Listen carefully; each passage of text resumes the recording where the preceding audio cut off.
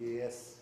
Could you tell us about your own formation as a priest in preparation? Did you start in seminary as a boy, or?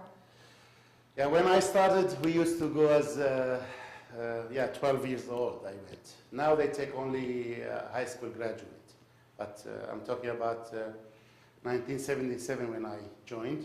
Back then, we were still taking the boys after the elementary school. I went. I'll talk about me personally. I went to a seminary which was in Atshani, Lebanon, for 5 years. After which I spent 3 years with the Archbishop of Aleppo at the Ajdas office, assistant to him and also in training. Then from there I went to Egypt. I did 4 years at the Coptic Theological Seminary. That's how I know them well. I spent 4 years there. I did my BD there, Bachelor of Divinity. From there I went back to Syria for 1 year. I was giving some lecture at the seminary and serving at the Patriarchate. Then I went to Europe. I did my postgraduate studies there. So we do have a seminary. It's a 4-year course. Theology, canon law, languages, Syriac language, and church history. At the end of which the seminaries usually, some of them continue higher education, others go and spend time at the diocese, the headquarters for training, and then they get ordained priests, mainly parish priests. Some of them become monks.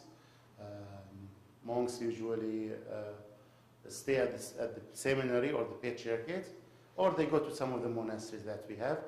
And some of these monks, of course, become bishops. Parish priests cannot become a bishop because parish priests are married usually. The bishops are not supposed to be married now.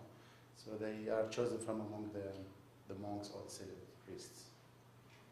So when you went to seminary at 12, how was that selection, that decision made? Now, when I think about it, I don't think there was a moment in which I made a decision to go. As long as I remember, I used to go to the church every morning and evening. We used to live close to the church. And I used to go there and used to participate, become altar boy, and always had that desire to go. And one day, my teacher of Syriac school, that was outside the main school, we had our own Syriac courses every evening. One day he tells me that they are looking for students for the seminary. Would you like to go? I said yes, immediately, without any even thinking about it. I told him, but you have to talk to my mother. My father had passed away. I don't remember. I was very young, a year and a half. So he comes with me to the house and he asked my mother and my elder brothers. They say no. All of them, they say no. He shouldn't go. I said no, I'm going. So I went. They didn't want me to go, but I went. I was 12 years old.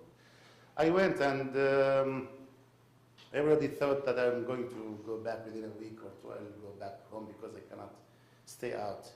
But I never thought of going back. I never felt that I should go back. They had some difficulties, when you are 12 years old, you fight with your friends, or they do this and that, kids. But I never thought of going back, and that's how I feel it was God's calling. There was always a divine, not only calling, but divine hand pushing me and supporting me to stay and to continue. That's truly how I feel about it. Just a really quick question. I was just wondering if you could say a few words about your head covering. It's very distinctive. Head cover? Yeah, sure. Significance of that is? Yes, actually, let me show you something before that. We have a lady, one of our community, one of our girls. She takes care of our website and our art design, things like that. And yesterday I was sitting with her, we were discussing something for the website, and she said, can I take a photo? Okay, what photo? She took a photo of my hair cover. Why did she do that? She said, because she wants the pattern to do something for our website from it. This is a monastic tradition. This we call qubatho, or eskimo. Eskimo, it's a Greek word, of course, but eskimo is more than this, really. It has also the wearing the cross on the naked skin to kind of But this is, now we call it Qubatho. It's used by the monks and the bishops who are monks also. You find also in the Coptic Church, but the Coptic Church is a later tradition. They took it from our tradition, from our church. You know, there is a strong interchange of tradition between us and the Copts. We have a monastery in Egypt called the Syrian monastery, the monastery of the Syrians. Because our monks were there for 7, 8 centuries living in that monastery. Anyway, so this is, it has 12 small crosses and one big cross, which is Christ and the 12 apostles.